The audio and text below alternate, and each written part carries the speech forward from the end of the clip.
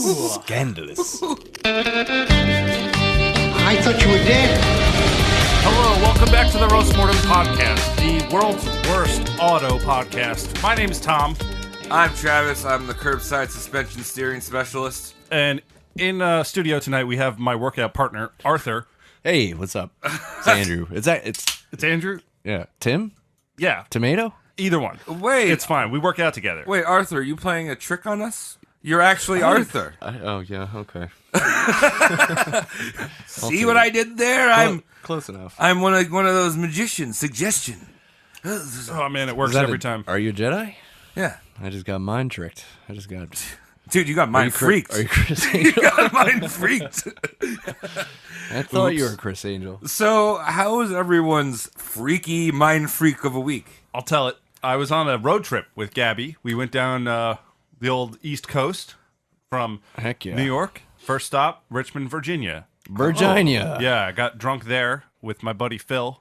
And we went and saw Stone Temple Pilots. STP. Which was awesome. The lead singer, he's from a new metal band called Dry Cell, and he looks like a Guy Fieri had sex with Dennis from It's Always Sunny, because he is moving his body, and he sounds great. Right after the concert, we called an Uber, and a car pulled up in front, and it wasn't our Uber, and there was like 6 of us, and we surrounded the car and tried to get in because we were all fucking hammered. And the guy was like, "Get away from me!" Probably terrified. Yeah, like it a was. mob of people It was trying to 6 get in his people. car. We crossed the median. We just were drunk. And we're like, "That's the car."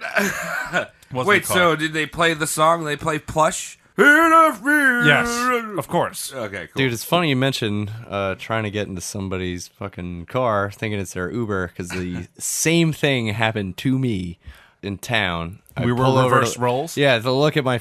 I pull over to the side of the road to do something on my phone, being the fucking good Graces of the law. Yeah, you're doing what I'm supposed to.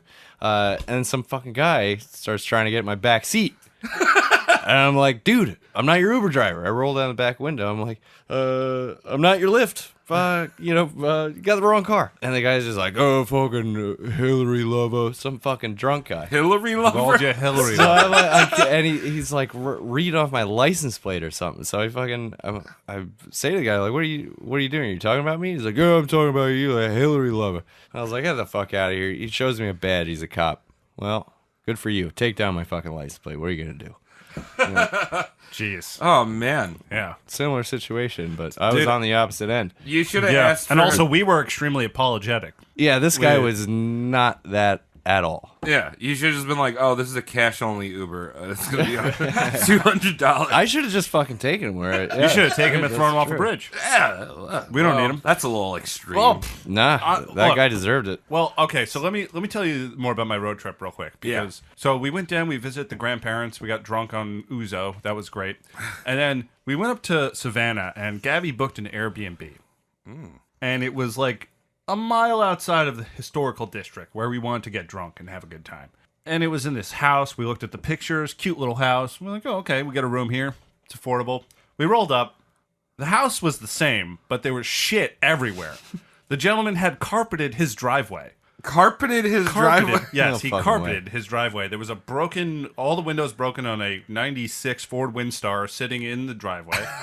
We were a little wary, but the guy was outside, and I'm not going to say his name, but he had an interesting grip to his handshake. Yeah. Very friendly, nice dude, but we walked in the house, and Wait, was he one of those fuckers that does the handshake on your fingers? Oh, Yeah, I hate yeah. that. Ugh. I fucking hate that. They so squeeze.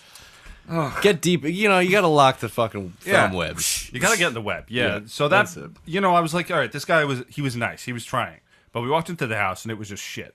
Garbage. Like it looked that like he had sucks. taken some of the carpet that was outside getting rained on and oiled on and put it inside to cover cigarette burns. It smelled like shit.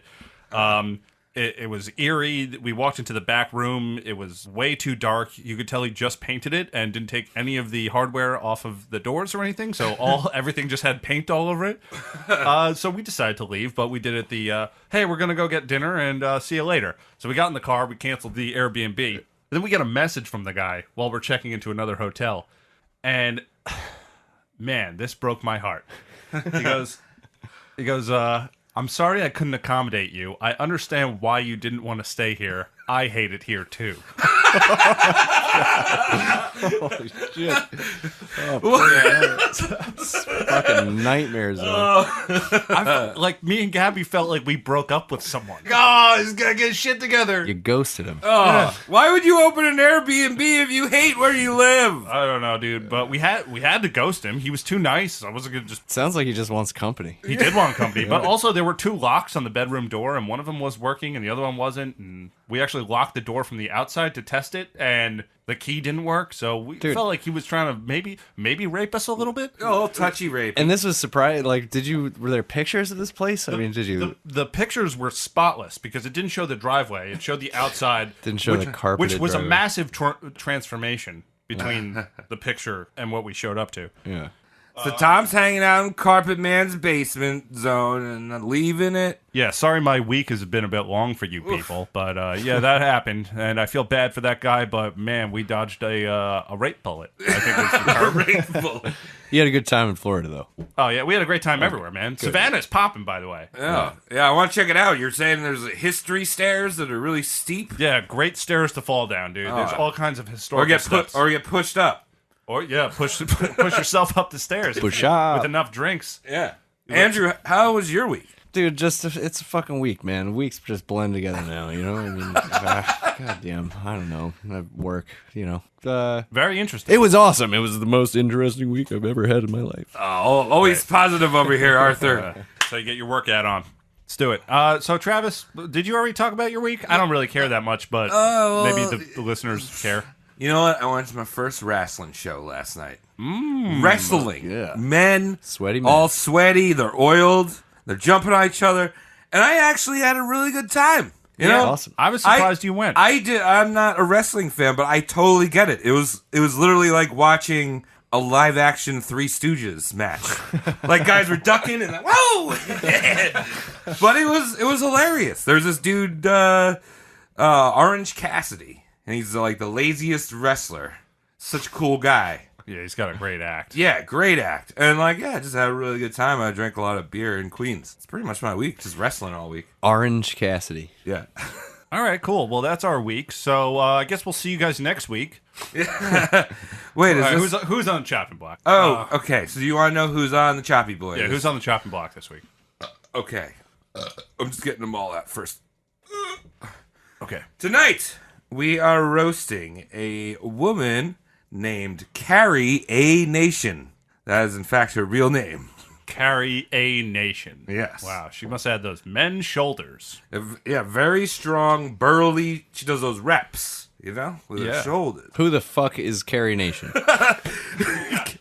Carrie, I'm not going to tell you too much about who she was. I'll just say she's a real mean lady, hated alcohol, and she might be America's first juggalette. What? Yes. Dude, juggalettes love alcohol. I know, but this is like the first one. They didn't know what alcohol was. They're like, what is an alcohol? Wow. So she was a clown with paint on her face? What time period is this here? All right. I guess we're... I'm leaving everything out there, right? You know, you got to build a story. I can't just tell you the whole thing in the beginning. Sorry, I don't mean to spoil your fun. So, Carrie Amelia Moore, she was born in Garand County, Kentucky in 1846. As we can see, this is going to be a really smooth episode. Oh, yeah. I just laid that first line down all smooth. So like a regular old Barry White. Yeah, idiot lady was born in 1846. Her father, George was a... Jeez. Oh, my God. I'm not drunk enough. No, you've only had a couple beers. George. Her father, George, was a successful farmer and slave owner that lived along the Dick River. Dude, that's the best river. Dude, every morning she'd wake up and hear the sound of the mighty Dick flowing right behind her in her own backyard. You know, Carrie, I wake up and I look outside and Dick makes me smile. The fish I pull from that Dick. The one-eyed fish. Oh, yeah. Sometimes I get eels out of the dip. So, yeah, they mainly lived off eels and corn that he grew or something. Whatever they grow in Kentucky. What do you grow in Kentucky? Probably corn. Probably corn, right? Yeah. Corn.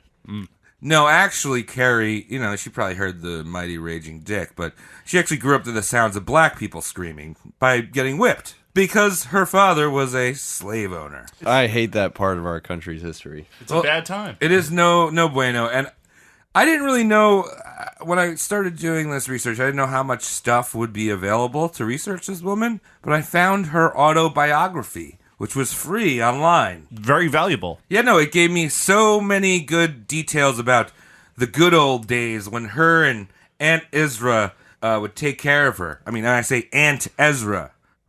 Elzra.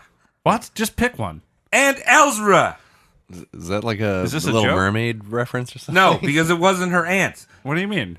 It was a slave. It was a slave. Right. You see how like, not racist I am? Get you. Yeah. You're talking if you don't want to repeat history, you have to forget it. Yeah, exactly. So this aunt of hers, had to raise this idiot. And, yeah.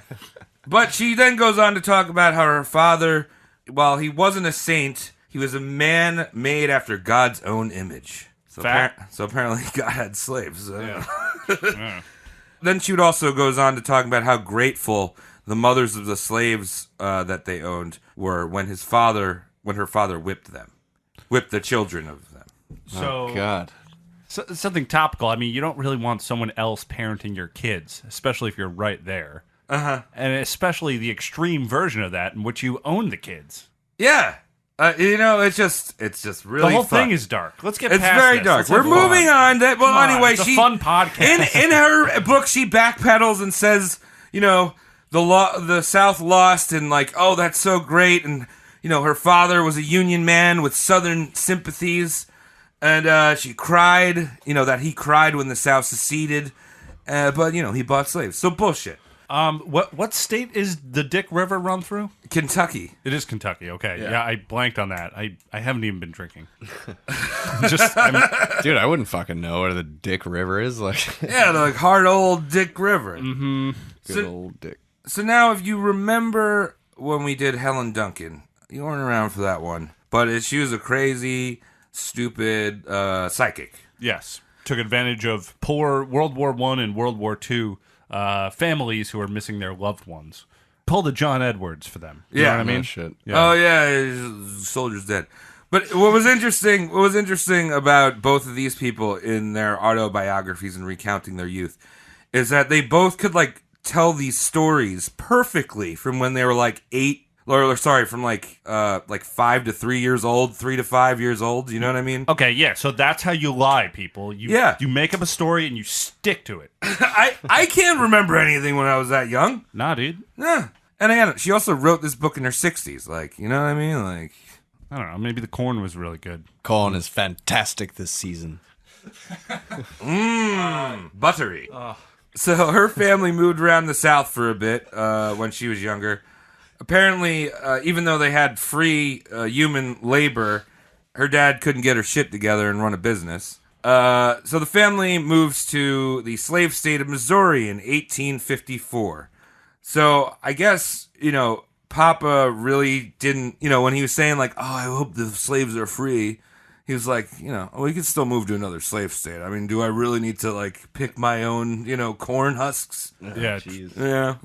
Well, we just moved because they have good schools over there. Oh, they did. They actually did. So during the boat ride to Missouri, Carrie caught a cold that would affect her for years. Because, you get a cold that's just going to stick around. Yeah, especially if it's syphilis.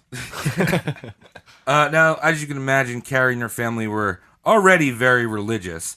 But, the best thing to do with a sick girl? Dunk her in a cold-ass river to baptize her. In the Dick River. In the Dick River! Oh wait, no, they moved to the slave state. Well, I don't know. They might have been going up the Dick River. We got to look this up geographically, and then we got to go down the Dick River. Yeah, we do. We got to go like jet skiing down the Dick River. You're gonna be up Dick's Creek without a dick. She was pretty sick, like most of her childhood, because cold, and then they just kept dunking her into cold water. Get better. They really knew how to do it back then. Old school. So when she was 15, the Civil War broke out, and George, her father, thought that the battlegrounds were going to be in Missouri. I think both of those are proper. Missouri. Missouri. So her and her family go to Grayson County, Texas. Now, this was a 6-week trip, and they took along all their slaves with them. 10 of those slaves, George, who cared so much about his slaves, got typhoid fever, so he just left them on the side of the road. And Carrie nonchalantly writes this, oh, Pa's such a good Christian, he left him on the side of the road for the Lord to deal with. I don't believe in karma, but, if I did... This would be a good instance. If I did, I'd be doing yoga right now and getting my chakras up. Dude, you'd be sucking your own dick, River. Dude, you know what? I should start doing yoga. Because then I could suck my own dick. Yeah, that's why Is that men the do goal? it. Well, men do it for two reasons. They're both sexual. One is to suck your own dick, and the other is to go See take girls yoga's in- classes. and see girls in stretchy pants. Yeah, watch them sweat from their crotches. I took it once, actually, and I got a boner, and then I didn't go. You shouldn't go. Yeah, right? There's plenty of YouTube classes for you, sir. So during this travel, she talks about sewing the gray uniforms for the Confederates. But anyway, George couldn't hack it in Texas either. For this guy who's the made in the image of God and such a great person, he just fucking sucks at business. Yeah, I mean, I don't know. You keep saying that, but maybe he's got an idea. Maybe God has a plan. Yeah. So they pack their bags up and take the 6-week journey back to Missouri. Okay. This isn't like back then where you just, or now where you could just move somewhere, get that U-Packet thing, and then they set up the entire house for you. It's like 6-week journey to Texas. Yeah, on 6-week foot. journey back. I wouldn't say everybody can afford the U-Packet to just pick up their shit and go wherever the fuck they want. You know what I mean? There's plenty of poverty. And Oh, no. Sure, but even the richest of people would have to do Can get a- a lot can of legwork. rent a No, U- U-Haul. these people aren't poor. They have slaves. No, I'm just saying. Oh, like, yeah. It's not. It's No, not but as it- easy as Are pack you it trying to up make and go. legitimate social commentary Yeah, on this no, podcast? I guess. Sorry. I guess. Yeah. Sorry. Start working I'll out. shut the fuck up. But anyway, somewhere around this whole moving around and slave owning and shit like that, her mother loses it. Like, completely goes fucking nuts. Why? What's wrong? Well, she starts getting these delusions, and Mary, her mother, actually believed that she was Queen Victoria. Because this is the reasoning, because she liked the fineries and social airs of exquisite things. I mean, you The think way someone you just said that. called her that once and she was like mentally unstable? All right, Victoria. There's some speculation that the Moors actually moved around so much because her mother was crazy. Like, she'd start ranting and raving, and then, George would be like, oh, we got to move to a new town. Maybe he wanted to find a town with more crazy people in it. Maybe. To make his wife blend in, and then he can pawn her off on some other crazy person. And find a new wife who's also crazy, but younger. So because her mom was crazy, Carrie had to pick up a lot of the slack with the household chores. Boo-hoo. Yeah, Boo-hoo. household chores? You have slaves. Yeah, boo-hoo. What does that mean? She Opening writes- the door for yourself? Tom, are you insinuating that they should have used their slaves for labor? I guess that's the bottom I of guess line that's is the way yes. they did it. Yeah. Yeah. I don't agree with it, but if you have true. that, If you're doing it anyway, if Yeah. you're capturing people, yeah. I mean, I know. It's hard to put myself in this fucking context. yeah. of course, but here I am. I mean, we've been doing a history podcast for almost 2 years now. Sometimes I can put myself in the time period, and then I forget the social norms, and I just play the part. Sorry. Sometimes the part haunts me at night.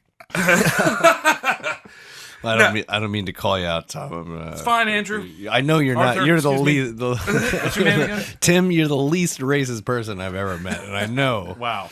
I know. Now you're spreading lies about me. All right, so eventually Carrie's brother, Charles, this is just to give you a little insight onto Victoria and Queen Victoria, her mother. Yeah, Mother Victoria. Mother Victoria, and just how good and Christian the Moors were. Eventually, Charles moves his mother to the insane asylum in Nevada, Missouri, which is confusing because Nevada is a different place than Missouri. Yeah. But there she would die 3 years later. So the thing is that people believe that Charles put her in this insane asylum because she had filed a lawsuit against him for money that he owed. So basically, he just stole a bunch of money from his mom and was like, that bitch crazy, put her in the insane asylum. In the image of God. And then, yeah. Great. We don't even know who God's mom is. Yeah. Because she's in parent prison. Forever. Just so you guys know, we're done with the slavery. Thank shit. God for it's that. gone. All right, so the time is 1865. Civil War happened, is done. Slaves are free. Whatever. Woo! She is 19 years old, Carrie. And Carrie meets a Dr. Charles Gloyd. Gloyd? Gloyd! Sounds charming. Yeah, he sounds like his family owns a bean factory. Gloyd's beans. This is my son Charles. He's gonna be a dentist. Well, that's Gloyd. Gloyd's Gloyden. Gloyd was a physician that lived near the Moore farm in Missouri, and Carrie was taken by his educated background. And you know, she didn't know if Dr. Gloyd had the hots for her. One crisp fall evening, Gloyd put the moves on her and gave her a little smooch on the cheek. Put his beans in her hand. Beans on the head. Oh, that's hot, baby. Oh, yeah. Carrie was shocked. She was like, oh, I got a kiss. And her chaste religious self said, I'm ruined. Soiled. Soiled Carrie. Yes, so to which I think Glossy Gloyd probably said, I'll show you ruined. Oh, Wow. Yeah. damn. Wait, what did he ruin her? By kissing her. By giving her a smooch. No, but like worse? That's not Christian. I mean, there's penetration that's going to happen. Cool. Can we skip to that? Well, right like that, Gloyd asked her to marry. Oh, right there? Oh, I mean, I'm assuming it happened a little He later. kissed her once and Yeah. put his beans in her hand, and that's it. So, Mr. and Mrs. Moore, her parents were not too happy. Queen Victoria wanted to arrange a marriage for Carrie. The pressures. And on top of that, there was a nasty little rumor going around that Gloyd was addicted to the drink. What? You mean corn syrup? He had the curse of rum. Oh! Gloyd! Gloyd and Gloyd. He's down at the bar spilling beans on all the fair ladies. He only liked Carrie because she didn't smell like bubblegum and piss. So Gloyd had fart. Gloyd had fart in the Union Army. So I'm sure he liked to have a few drinks here and there. I mean, he did fight to save the country. It was a really bloody battle. Thanks for keeping it together, man. Yeah. He was also a brother of the Masonic Lodge. We talk about that a lot. It's the aprons, guys getting blowjobs. Yeah, it's something I'm definitely looking into. Any of our listeners, if you have an in, I'll suck your dick. And like another thing about the Masons is that they like to drink together. You know, it's like you gotta get lubed a little bit before you get really lubed. Of course you have to do that. So anyway, the Gloydster and Carrie get married, and Carrie noted almost immediately that the magic was gone. And plus, 5 days after they were married, George came home and passed out on the bed after going to a lodge meeting.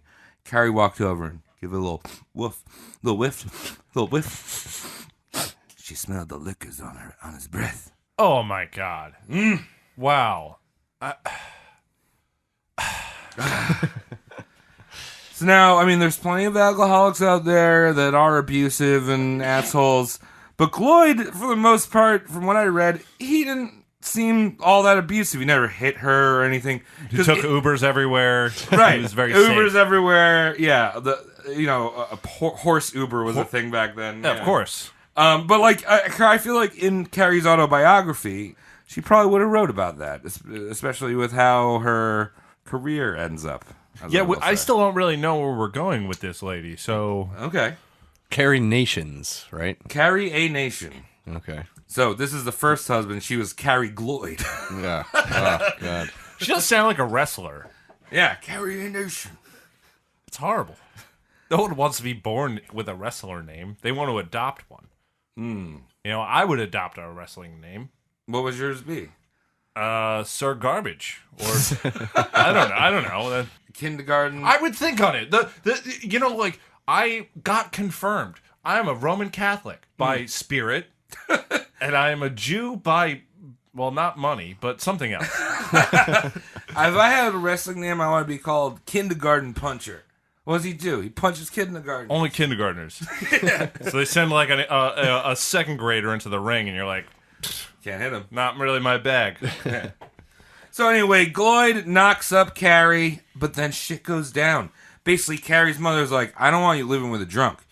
You're living with me, Queen Victoria.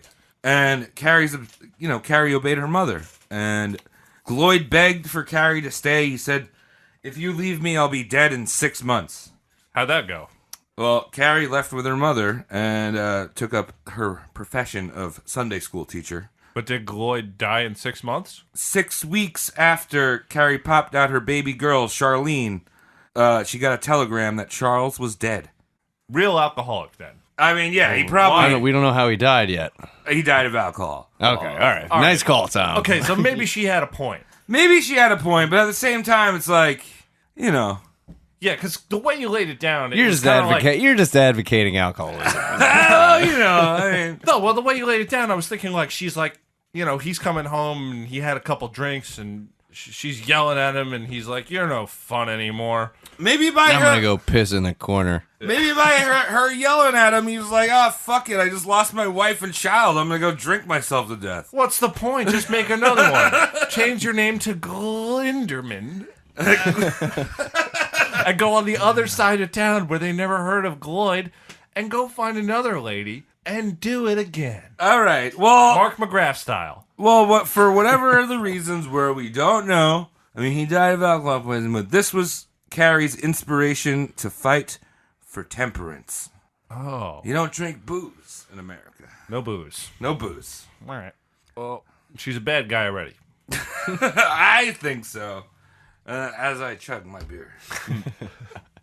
10 days after Gloyd glided into the grave. You see what I did there? You wrote a joke in, and it works. Great alliteration. Yeah, this is a little bit of a tongue twister. So 10 days after he died, Carrie was walking around the park praying or some shit when she bumped into David A. Nation. Journalist, attorney, Christian minister, father of a little girl, and 19 years Carrie's senior. And Carrie was all up on that Nation dick. Wow. Come to my car wash. Carrie, David Nation, car wash. Yeah, David Nation. That's the car wash. Well, that's the worst name ever. I don't know where to fucking start. Well, who starts the name Nation? You know, like, where did you come from? What Ellis Island did you float in on? And they fucked up your name to Nation. It was probably like someone read the box wrong and just says like, you know, David, and then says like nationality. Obviously, yeah. That guy was fired immediately. Yeah. So Carrie said that, I knew that was the answer to my prayers. David Nation was the husband God selected for me. Bitch bumped into her in a park. Yeah, well, that is how God works. Mysterious ways, and also often near ducks.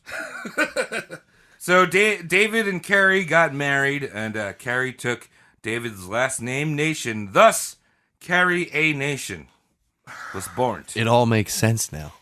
I don't know. I like Carrie A. Gloyd better. This makes me think of, a really skinny guy carrying a fat guy up a hill. Well, I'm carrying a Gloyd. So the two newlyweds moved back to Texas again. This is like going all over the place here. She's a moving lady. Wow. So they move back to Texas, and David starts practicing law, and Carrie runs a hotel. A real hotel? Real hotel, full of ghosts. Wait, not like a sexy hotel, right? No, not like a sexy hotel. Okay. All right. We'll see. Like an H.H. Holmes hotel? Yeah, there's a bunch of ghosts, and, Spooky ghosts. Out west ghosts. But life with the Christian minister was not great. First of all, Carrie insisted on bringing Charles Gloyd's mother with them. What? Because her husband had died a few months after Charles had. So that's weird right off the bat. Like, here's my mother-in-law from my last husband. She's going to live with us. Yeah, like that's like an ex-mother-in-law. Yeah. Who just carries that shit around? Yeah. That's baggage. Or also, Carrie had differences on opinion about their Christian faith. They fought a lot about their Christianity. Well, it gives them something to talk about. Yeah, I mean, what do you talk about? Like beans? God did it this way. Jesus died that way. Peter was all right. Thomas didn't know. Anyway, their relations soured. And so there you go, Carrie. God just wants you to be miserable because he selected this terrible husband for you. You know what? It's really about the name. Yeah. It's the transference of the name. So there Carrie was, all miserable, praying away. And her daughter, Charlene, who was 12 at the time, gets typhoid fever. Oh, dude, that sucks. See that, Carmus? Yeah.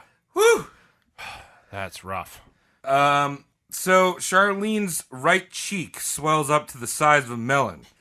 Damn, that's a big cheek. Yeah.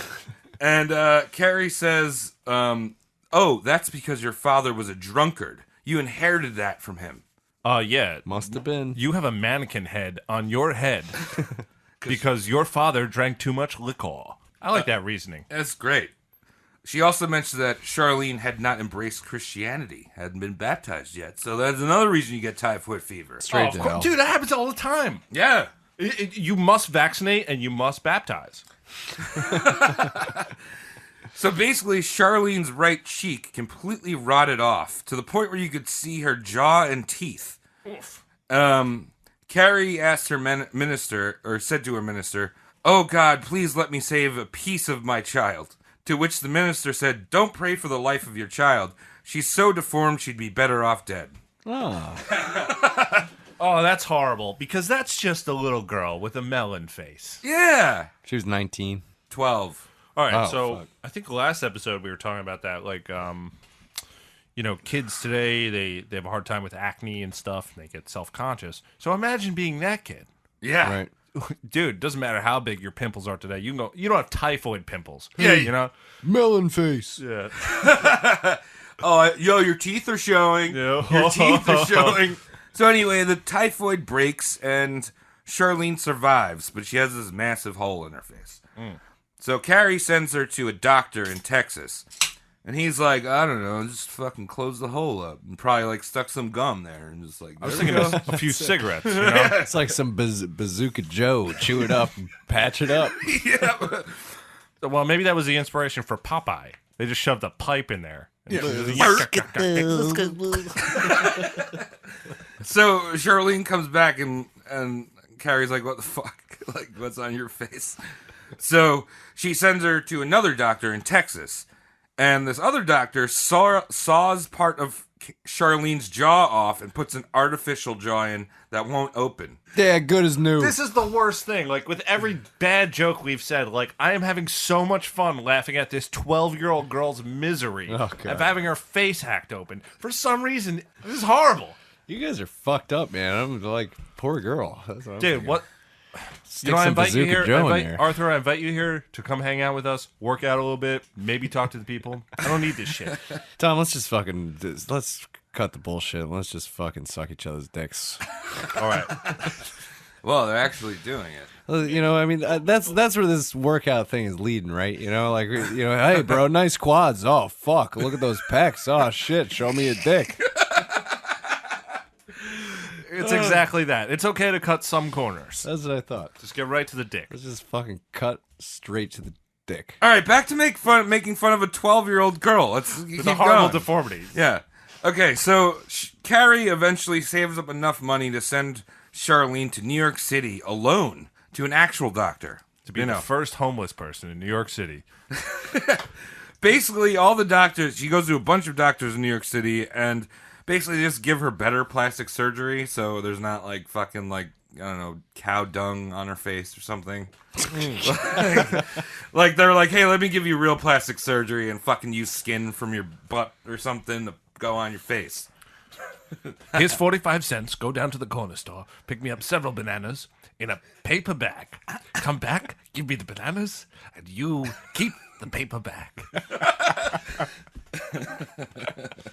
Old school medicine rocks. Yeah, no. It's great. So then, eventually, some Philly doctor like sees, because she's like a freak of nature now. She got like, hey, whatever. She dumped the fucking slaves on the side of the road that had typhoid. Her mom did. Yeah, well, you know, No, it her. was really her parents. You're just as bad as everyone else telling her she's got this because your dad's drunk. Your dad's too drunk. Whatever. All right. So this Philly doctor contacts Charlene's doctor in New York and is like, yo, I can actually put a jaw in that'll work. You know, like, so he does this surgery. It works. Charlene's a normal girl again. Yay! Yeah, eat this cheesesteak. And then Carrie's like, oh my God, it's a miracle. God has answered my prayers. It's not like a whole fuck ton of money that I spent in modern technology and the handiness of talented doctors. No, God did it. Oh, yes. Well, that's how people thought back then. Fucking Bunch of idiots. idiots. A lot of people are still like that, you know.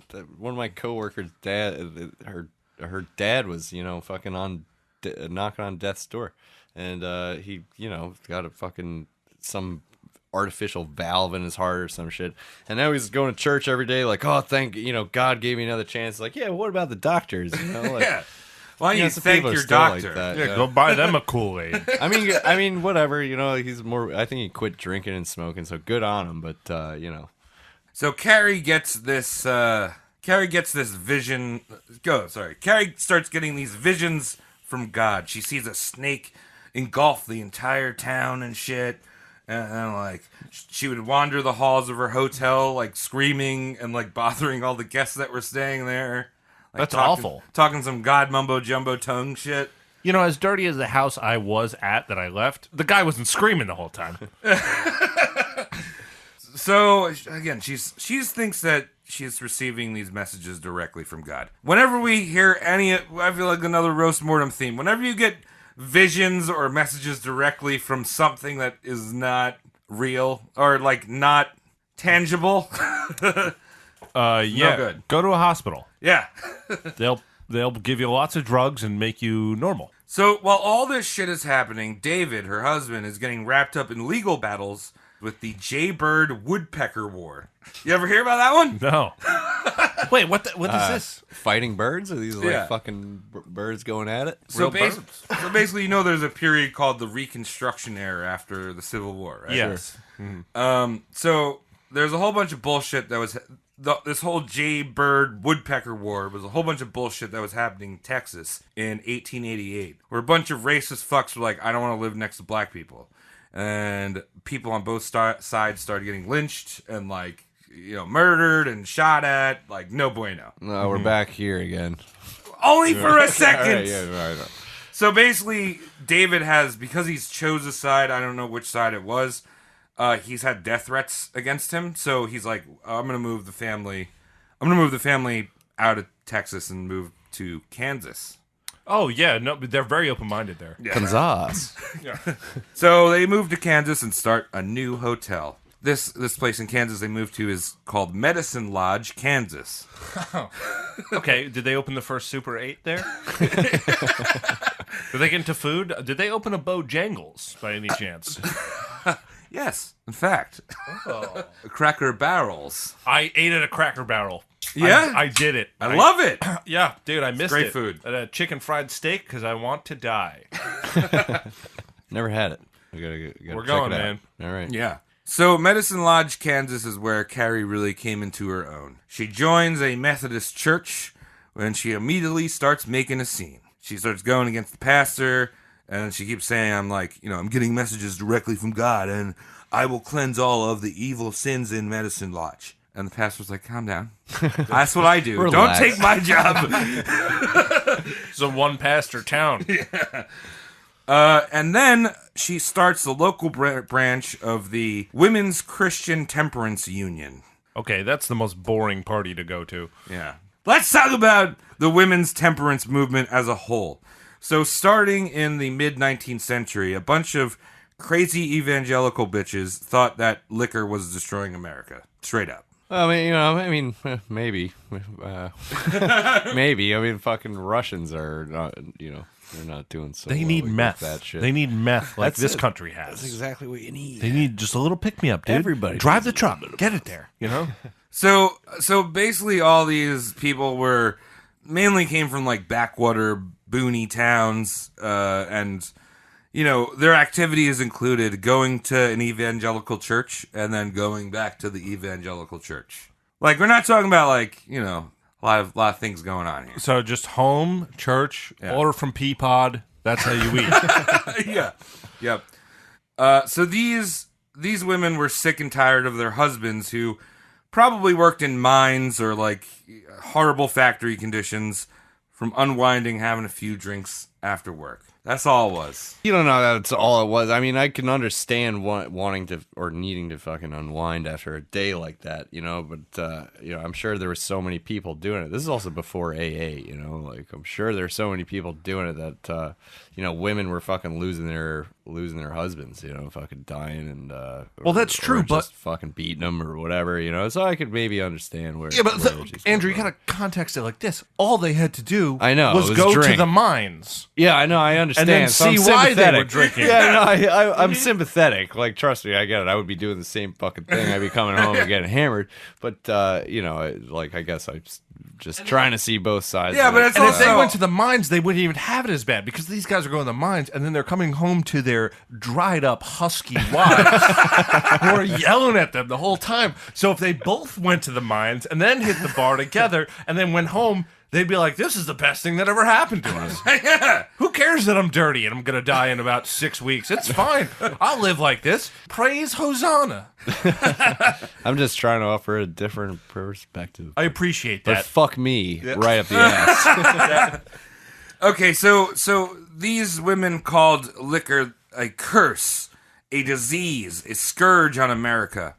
They also weren't a fan of tobacco or gambling or pretty much anything fun. Do you think they'd be a fan of these wrap snacks? I don't think so. Owie. I really don't think they'd like that. Owie, little Yachty's cheese fries. Yeah. They're delicious. I you're- had some. Yeah, if you're down in Virginia, you got it easy. Cheap cigarettes and Yachty's wrap snacks. Little Yachty's, excuse me. Littles. Little Yachty. I thought you got them in Atlanta, No, they're Virginia. from Atlanta, but I found most of them in Virginia. Berginga. Yeah. So there were various groups of women that began to assemble and protest against the sale and consumption of alcohol. But the biggest one was the Women's Christian Temperance Union, or I'm just going to call them the WCTU now because Just call them the ladies. ladies. Yeah. The ladies. The all right. ladies. Ladies. So their stated purpose was to create a sober, pure world by abstinence, purity, and evangelical Christianity. And no black people. That was their mission statement. Yeah. I bet what you just said as a joke. No, it's true. It's probably true, Yeah, that's what I'm saying. Yeah. Like, I'm sure that fucking worked into their purity plan, you know? Absolutely. Anytime you also, that's another trend. Anytime that someone says purifying something, they're automatically the bad guys. You can't purify. Genocide is on the tip of their tongue. They wake up just, what's that burning oven smell? Unless if they work for Brita, and then in which case they're just doing their jobs. And that includes like the crystal healers and the people that do yoga and shit. Oh, yeah. Like you need to purify your body and cleanse. You need to lick a dumpster and go party. Yo, you just need to have a basket of fried shrimp and then go have your legs move. Yeah. Exactly. Sweat out that shrimp, man. That's purification 100%. We got livers for a reason, baby. So there were actually some good things that the ladies, the Christians Union, Yeah, we know. that they did. Namely, they helped raise the age of consent, which was nothing before that. Oh, So, I think back then it was like, is that a baby? Dude, stop. yeah, That is horrible. please. Yeah. Well, all right, so I can get behind that. Yeah, so I get behind that. And they also pushed for women's rights. And, this is the first time in America, and almost, in the globe, and during that time where women collected as a group and protested for something. It was, booze, which, I feel like you can ask a lot of women nowadays, and you're like, why do you have to go after the booze? But like, hey, we're organizing. Organize, do something. Get your heads together. Meet up at Bojangles. Start your day off right. Get the smatlings of genocide rolling. That's the idea. This organization and temperaments basically progressed to the women's right to vote, which is a great thing, right? Depends on who you ask. You know what I mean? You know what I mean? Whoa, you know what I mean? Ladies, please Kyle. turn off your podcast now. And, do something else, because we're talking like men here. Hey, you got a set of testicles? Because I fucking do. Oh, you see, we love you, ladies. D's nuts. This is all joking. And we love ladies. So actually, the same year, the same year that women got the right to vote was the year that Prohibition started. So good start, guys. Yeah, thanks. Thank you. Thank you.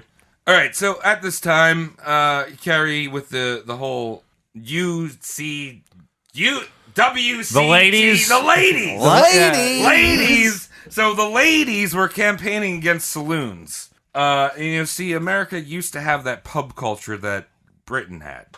Where the saloon was more than just a bar. It was like a living room. It was a meeting hall. It was a place where people talked business, got to know their neighbors, and like I said, unwind from their miserable existence. Pull down their pants and show each other that they're penises. That's an important male bonding thing. That's what happened, right? It does happen. It does happen. The ball game probably existed for centuries. Definitely longer than I. Yeah. But also the saloon was a den of sin and it must be destroyed. I'm not convinced. The town didn't need another place for people to come together. They could already do that at church, you dummy. And then Kansas also banned the sale of alcohol in 1880. So, you can't even have saloons, but there were saloons anywhere because people were like, dude, I'm not going to obey that law. That's dumb. This is where I like to be. Oh, my God. I'm mad right now. I have a bottle of tequila in my left hand. Yeah, so and I a beer would in be... my right hand. Yeah. Andrew doesn't drink, and he's mad. I can see it. I'm seething. I fucking am so pissed. I could see myself being fucking pissed back in the day. Like, you fucking bitches are trying to take away my booze. Yeah. What? Yeah. So Carrie, there are all these illegal saloons because she's in Kansas. And Carrie wanted action. So she headed over to the Medicine Lodge saloons and started causing a scene. She was yelling at the barkeepers, calling them the destroyers of men's souls, and that their saloons were unlawful. And what the fuck you talking about? I'm just a bartender, bitch. Yeah. And when things got so heated, she would just start breaking into a teary-eyed song or praise or psalm or shit. There's a lot of those, too. Ah, banana, Jesus, give me a banana. Ya la la. Surprisingly, not one of them. That is one. Ask Psalms for thy 48. nana and you shall receive. All right, if you were really into your groceries, you would call it Psalm 4011, because that's the PLU code on bananas. Oh, wow. I was just thinking it would be Psalm 311. I was thinking it would be somebody once told me. So, like I said, Carrie was just not anti-liquor, because a lot of these people just had a problem with liquor in particular. Carrie also didn't like beer. So one time she busted in a bar and asked the barkeep what the bottle was one of the patrons was drinking out of. And he responded, "Oh, it's hop tea." That's what they used to call their liquors. Or their beers. I like hop tea. Yeah. Hey, pass me a hop tea. Oh, you're all out? Give me an oat soda. So Carrie walked up to the man and read the label, which said Anheuser-Busch. Great company. And she grabbed the bottle out from the man's hand and poured it out on the floor right in front of him. And then she started to read some stupid passage in the Bible about how drinking's a sin. Keep in mind, Jesus turned water into wine, so, okay, cool. And then she got on her knees and started praying until the man left. Because he was like, what is going on here? I hope he farted on her on the way out. Chucked a corn nut at her right forehead. in her Because mouth. typically, if I'm in a public place, I am holding a fart at all times. So if something like that happened and someone was on the ground, I would have let one out. I get a rise from crop dusting bars. I really do. Oh, dude. Like, there's a stupid grin on my face. I'm walking through a bar.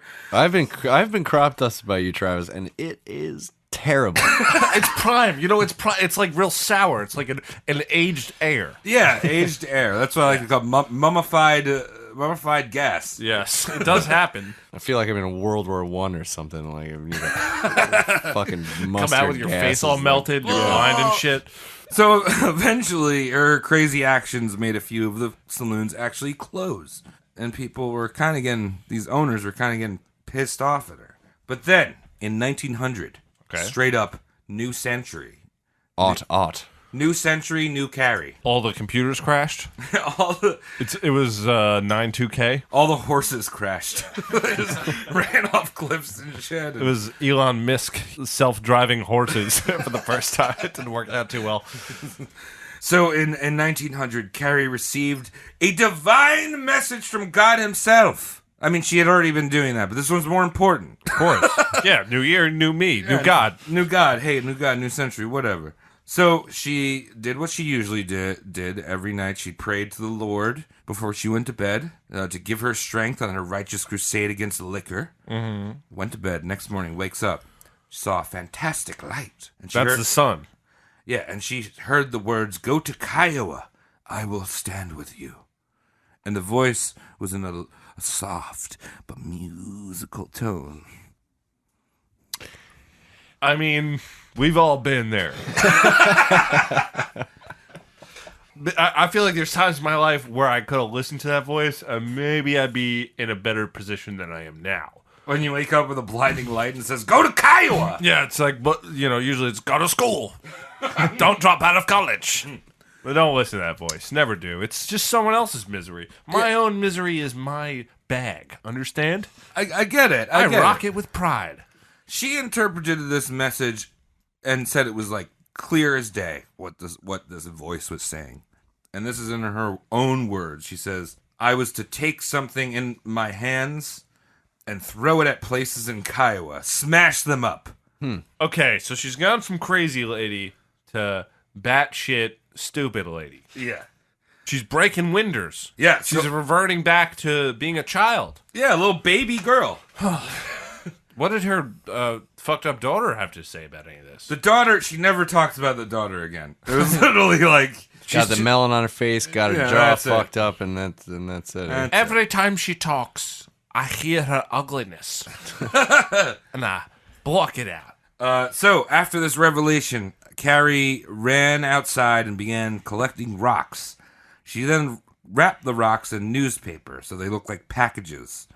She called them smashers. She had made a name for them. I wonder what she was planning on doing with them. She then loaded up her horse and buggy and headed off to Kiowa, Kansas with a friend. She arrived at Dobson's Saloon, also known as the Refreshment Stand, at 8:30 p.m. Cool. Now, it was always strange to see an old woman walk into a saloon because mainly these saloons were like men's clubs, with the exception of street ladies that were always welcome. You don't want the old... Well, the old lady is for a particular taste. Want a gum job? Yeah, grandma rub at night. So she didn't raise too many alarms when she walked in, because it kind of looked like she was delivering packages for her husband that was getting drunk at the saloon. She then told Dobson to get out of the way. "I don't want to hurt you. I'm going to break this place up." And she hurled one of her smashers at the massive mirror behind the bar. The barkeeper and the patrons ducked out of the way as she threw rocks everywhere, breaking bottles, signs, windows, and causing thousands of dollars worth of damage. Asshole. I was way off with what I thought she was going to do with those smashers. She then went on to smash up 2 more saloons, or as she called them, dens of sin. Her last stop of destruction was Lewis's Saloon. She carried threw a rock against the mirror and it didn't break. She frantically looked around the room for something else to finish the job off. She saw a pool ball. It had to have been the cue ball. It had to have been the cue. Because any other ball would have been illegal. She said, "Thank God!" And she picked up the ball and smashed the mirror. Wow. Now, by this point, all the saloon owners had closed up because they heard this commotion. Were standing outside of their property defending it. Just like, get out of here, lady. Yeah.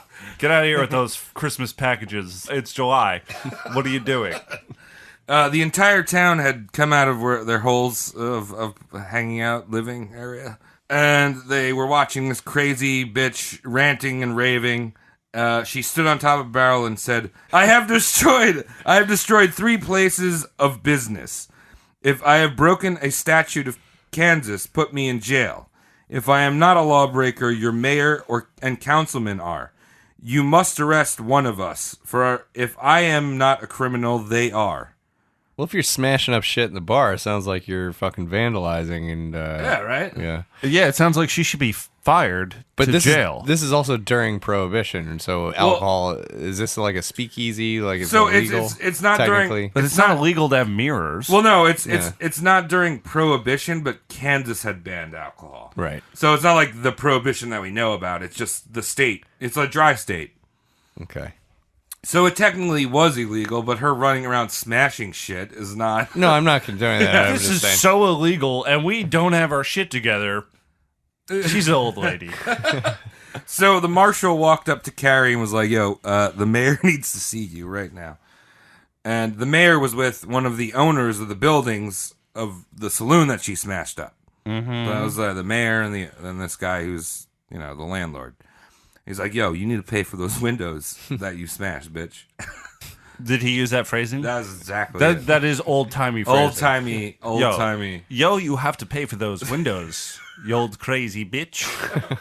Carrie said, no, you are a partner of the dive keeper, and the statutes hold your building responsible. The man that rents the building of any business is no better than the man who carries on the business. Okay, I get where she's coming from, but at the same time, jail. Yeah. All said and done, Carrie walked. The spineless mayor just let her walk. I just don't want to deal with her. They're just like, Yeah. just whatever. Just get the fuck out. Give her a ticket or something. Mm-hmm. Let kids throw tomatoes at her for for the afternoon. We need to actually have that, today. I want that agree. right I now. want that right now. I think there's a problem that we don't have public shaming nowadays. You know what I mean? You do something stupid, you go in the stocks. Well- and we throw tomatoes at you for an afternoon. It's called Twitter. That's but pretty we medieval. definitely need something a little more tomatoey. Yeah. That's true, dude. We do live in a fucking era of public shaming. It's just on the internet now. Yeah, but I want physical public shaming. Dude, I'm all for the fucking Tomatoes! A lot Rotten of tomatoes. fruit. at Tomatoes, come on. people. As long as they're kind of squishy, Yeah. like you fucking bean somebody right in the face with a tomato, you're gonna fuck some shit up. Yeah, they even made the kid-sized ones. You give them cherry tomatoes, they have a good time. They think they're going to hit the target. They won't. Yeah, They don't know how to do it. They're like little paintballs. Yeah. So anyway, her tactic had worked, and a lot of the saloons closed. They're just closed? They're like, I don't want to deal with this shit. I'm They leaving. just open again and stand outside with a murdering device and just wait for her to come again. But she was just getting started. Her next big hit was Wichita, Kansas. And you kind of flubbed it, but I've heard of that place. You heard of Wichita? I heard of Wichita. Wichita. Yeah. So she walked into the Carrie Hotel bar room, which was a very ritzy hotel bar. Which means they had one chandelier, a piano player, not one of those player pianos, a piano player. Oh. But no piano, just the piano player. Just sitting there. He's playing pool with everyone. Well, one of the fixtures of the room was an oil painting of a naked lady. Scandalous. And this was behind glass because they don't want people touching this oil. They paid a lot of money for it. Yeah, dude. I want that up, dude. So this beautiful, Jada Pinkett Smith, this beautiful titty lady oil painting. And Carrie tells the bartender that he is insulting his own mother by having her form stripped naked and hung up in a place that's not even decent for women to be in when they have clothes on. No one has ever complimented this woman, have they? He then told her to just get out of here. You're disgracing my place. Just leave. This is stupid. Get out of here. The next day, she returned with all of her smashers, and she started smashing bottles using her cane to smash shit. She threw a rock through the titty oil painting. Oh, no. Broke the bar mirror. Eventually, the cops showed up, and they said, yo, you're defacing property. This isn't Kiowa. This is Wichita. You're just defacing this property. Yeah, that's totally different. We got different laws down here, Is baby. it legal in Wichita? No, it was still illegal. It's still in Kansas. Okay, all in all of Kansas, it is Yeah. illegal. Got you. So the cops were like, yo, you're defacing property. And Carrie said this, I'm defacing nothing. I am destroying. I guess. So much for that reasoning. But one thing she's totally missing here. There was a guy in the 80s who made the pet rock. Now imagine selling the Smasher. Yeah, Like, how would that go? That's like a mix of Pogs, pet rock, and the news. Tom, she is not missing that point, and we'll get to that. Wow. A little foreshadowing. Wow, I'm going to be a dry guy in a few years, I can tell.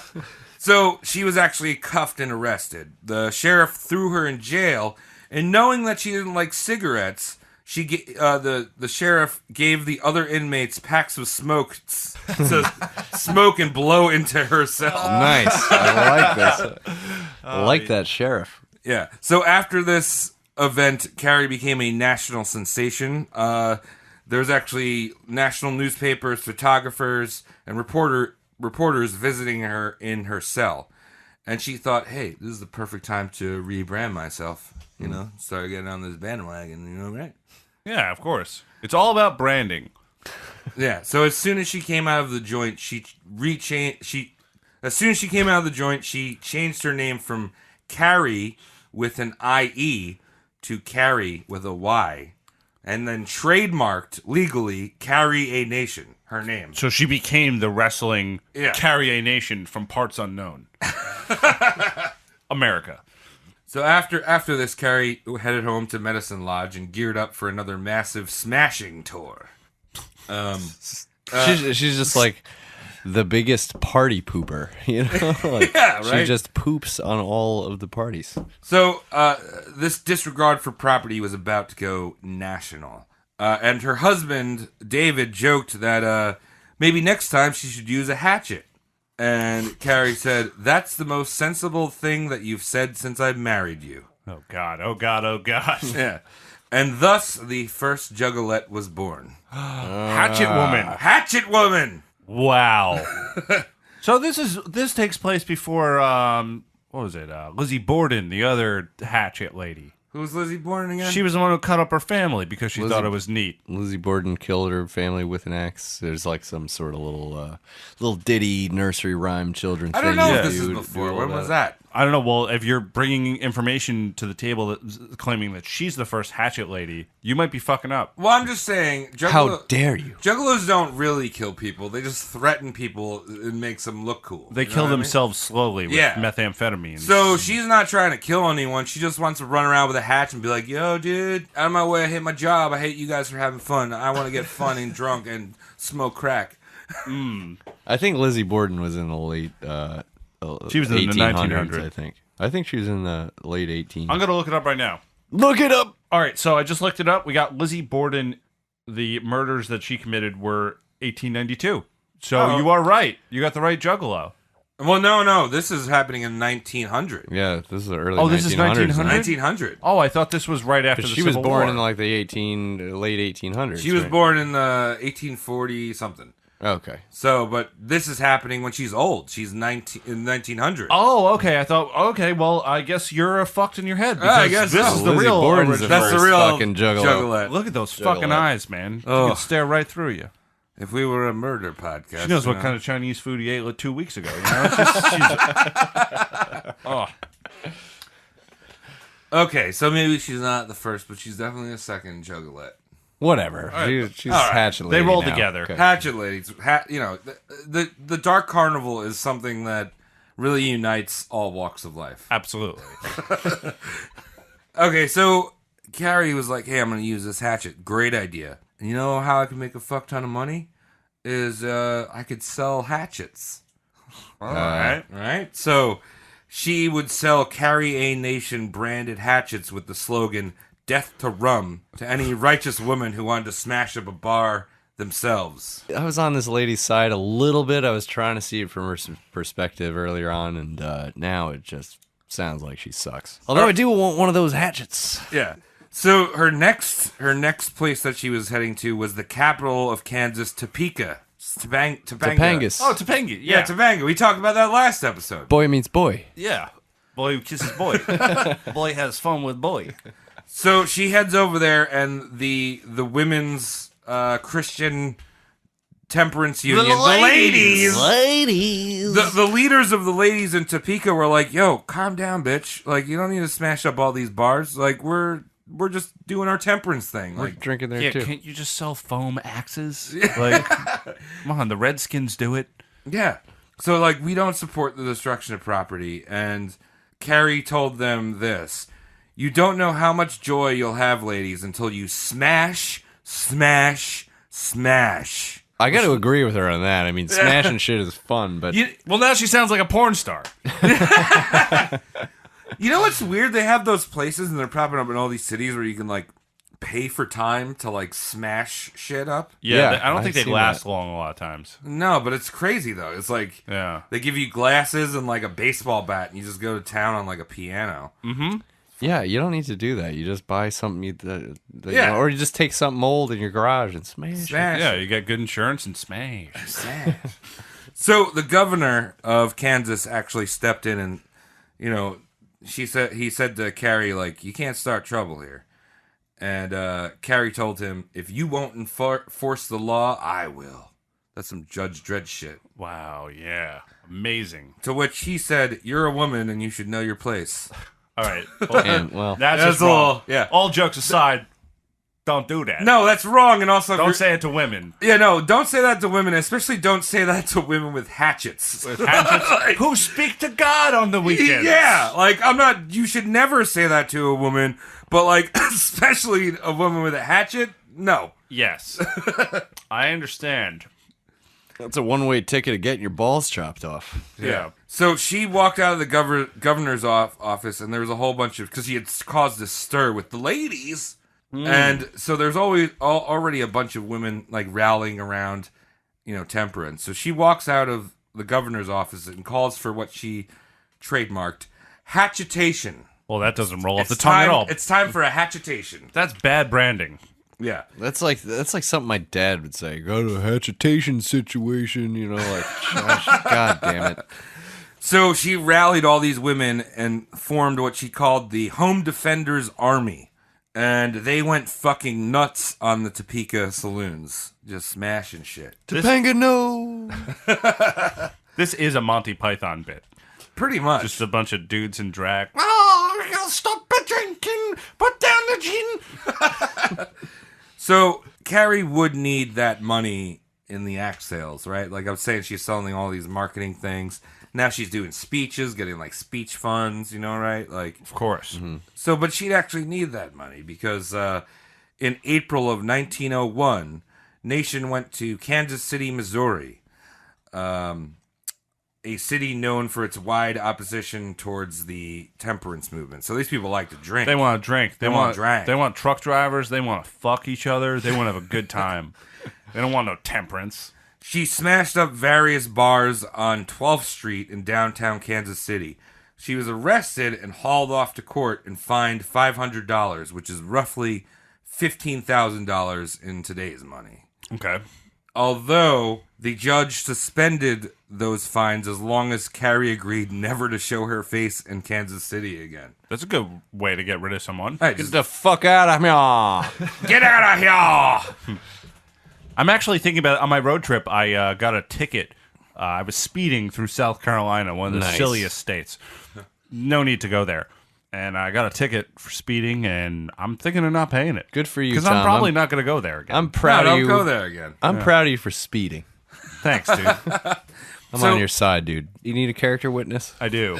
I need several. I'll be there. When you're there, do not mention this podcast. I will not. So have you guys heard of William McKinley? Yeah, he was a president, wasn't he? Yes. Shit, I just made that up. I He totally was a- knew that. He was a president. He was our, he was number 25. I knew that too. Yeah, so William McKinley was the president at this time, and he was assassinated. Did you know that? I also knew that. Tell me something I don't know. Find one thing that Alex doesn't know. Oh, Alex over here. Thanks, Tim. I appreciate you having my back there, Tomato. Of course, Andrew.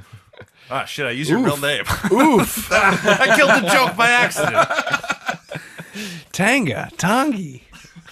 So McKinley was shot, and but it also happens that McKinley was a secret drunk.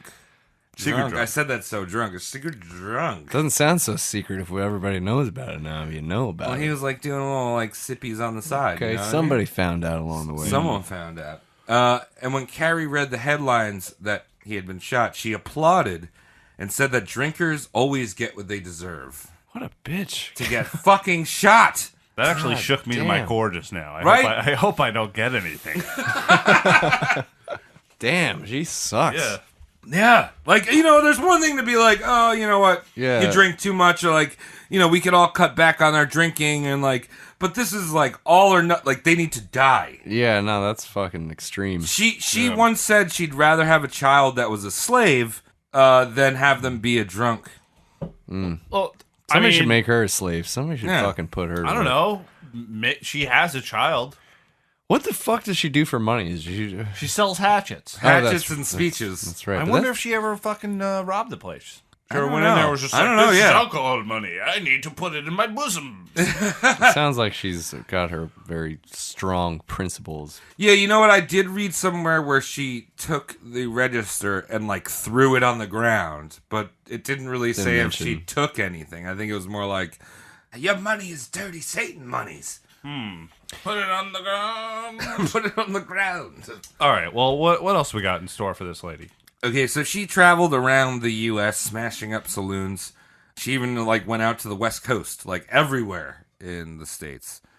She became such a menace that bars actually would hang signs up that says, "All nations welcome except Carrie." Get it? Nice. Get it? Yeah. That's what you get for having a stupid last name. The smear campaigns are just killing it. Yeah, right? I can't wait to hear when she died. So between 1900 and 1910, she was arrested 32 times. During one stay in jail, Mr. Nation David, remember him? Dave Nation, yeah. Dave Nation. He's still hanging Welcome around. to Dave Nation. So during one of Carrie's stays in jail, Dave Nation had enough, and he filed for divorce after 24 years with this woman. Took you long enough, you fucking dick sock. He divorced on the grounds of desertion. And I mean, honestly, your wife is going around smashing bars and getting thrown in jail. Like, come on, like, took you 24 years? Yeah. Yeah. During one time in D.C., she was put in the poorhouse for 3 days. And keep in mind, she had like a decent amount of money for not paying $35 on the grounds of principle. But think of it like this. Like, it's probably just as good as any Super 8 hotel or anything. And it's $35 for a 3-day stay. Oh, yeah, she had a hotel. Bam. That's fucking right. I mentioned earlier I have the memory of a fucking frog. Well, I don't know if frogs could have Frogs- excellent yeah, memories. I have frogs no have fucking idea. I mean, I don't remember. Frogs have photographic memories. In 1909, she decided to try her temperance movement on the world stage. So she signed a touring contract in the UK. So she headed across the Atlantic to try to dry up England. Now, if you can imagine... Good luck. Yeah, if you can imagine, it's not easy convincing an Englishman to put down his pint. And she was called the anti-souse queen. Oh, you never believe what I just went over there down the pub down there, isn't it? Just one woman, she coming over here, what she was all blobbing around with a fucking bloody havish. And I'm like, oh, blobbing havishing. I'm like, stay right here, we'll drink my toe in my mouth, isn't it? And she goes, no, blobbing shit, hold on, blobbing shit. She's trying to get in between the footy. Actually, I know for a fact that English people use the term blobber shit. Blobber shit is... blobber shit, yeah. The fuck is that? Blubber shit, blubber shit. Blubber shit? It sounds English. It just came out of my mouth, so I kept saying it. So after one of her very first speeches at Canterbury Theatre of Varieties in Westminster, London, someone threw an egg at her. Eat this fucking egg, you bitch! So for a woman that had thrown stones for her career, an egg was too much. She ripped up her contract and returned back to the U.S. One egg? One She didn't egg. even stick around for the figgy pudding? Little egg meat salad. pies? Yeah. Oh, I got hit by an egg. Fuck these Brits. So Carrie dabbled a little bit in women's suffrage movement, but again, her real focus was temperance. Now, ask me some shit. How did the nation die? So after almost a decade of smashing up saloons and touring the vaudeville circuit doing speeches, Carrie settled in Eureka Springs, Arkansas, around 1910. Good old urethra. She bought a house that she called Hatchet Hall. God damn it, this woman's rich and sucks. Where she continued for her cries of temperance. During one rally in Eureka Springs, Carrie collapsed on stage. She was taken to Leavenworth Hospital in Kansas, and a few days later, Carrie died June 11th, 1911. After being hit in the face with an egg. She got egged, yeah. I was going to M. Night Shyamalan on this. She died of alcohol poison. Duh. Oh! Imagine that. That's not true at all, so... She died at the age of 65, and the cause of death was kind of unknown. They didn't know. I think it might have been alcohol poisoning. It might have been that egg that got her. You can say egg. I'm going to go with the egg. I'm sorry, hit with the egg. She's just hyperventilating for the next 6 years. So she was buried in an unmarked grave in Belton City, Missouri. Thank God. And the ladies... Yes. The ladies actually constructed a tombstone a few years later that read, "Faithful to the cause of prohibition, she hath done what she could." Happy Easter. Here's an egg. Here's a fucking egg. That was my favorite part. She got hit with an egg. Very tiny postmortem. Carrie never saw any of like what she was preaching because 9 years after she died, women got the right to vote and prohibition started in 1920. So it just sucks for her. Yeah. Like you just died, and you know. I'm all for the suffrage. Women's suffrage movement, but yeah, I mean, Well, it sounded like she was. It's just mainly about no drinks. It's not like those movements carried the same message. It's just like, oh, fairness versus I'm going to tell you how to live. Right. Yeah, I think the temperance was really just kind of like a way for women to see like, oh, if we all like get together, and because not every anti-temperance woman was throwing rock. This is the fucking crazy bitch. Yeah. She's a radical. It's the most extreme of It's the like when voices. we did Valerie Solanas, and it's like not all feminists are bad. This one is a fucking whack job. Yes. You know.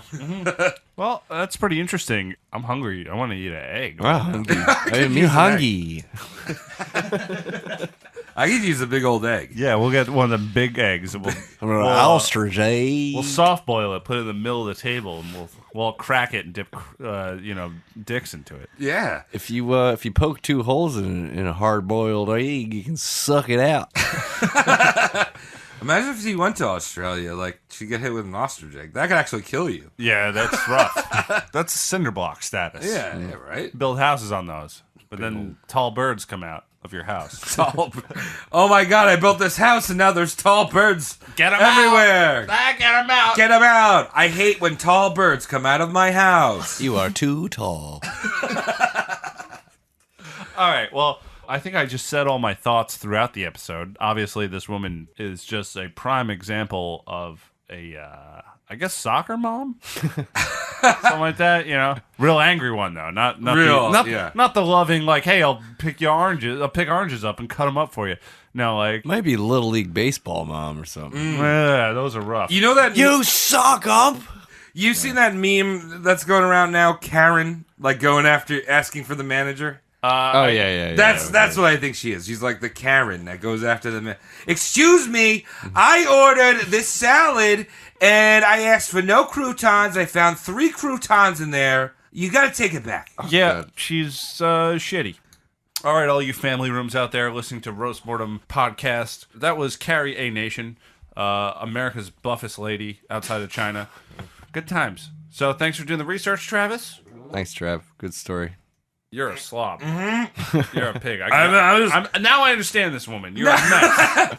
I'm drinking because I can. I have a right. You look like a mess. I'm going to hit you with an egg. Yeah, don't hit me with an egg or a hatchet. I'm a drinking boy. Social media stuff. Roast Mortem Cast on Twitter, Instagram. And we got Facebook, correct? Mm-hmm. roastmortemcast@gmail.com. And... we have a Patreon, patreon.com/roastmortemcast. That's the most important one. If you buy us a steak dinner, we promise to never egg you. And that's our Patreon promise. Oh, I just want to buy more eggs. Because I keep throwing at women. We have to eat these. Yeah. Okay, so I am Tom. You can find me at Sauncht on Twitter, SAUNTCHT. I am Travis. You can follow me at Travis Legion with 2 E's. I'm Andrew. I'm on Instagram at Corn the Unholy, just like it sounds. Spell it like it sounds. There you go. Good night, everyone. Oh yeah. Oh, good night, my egg lady. Egg lady. She looks so good to me, egg lady. Egg lady. Oh, why you run me so far away? Far away. Thank God somebody nailed her with an egg.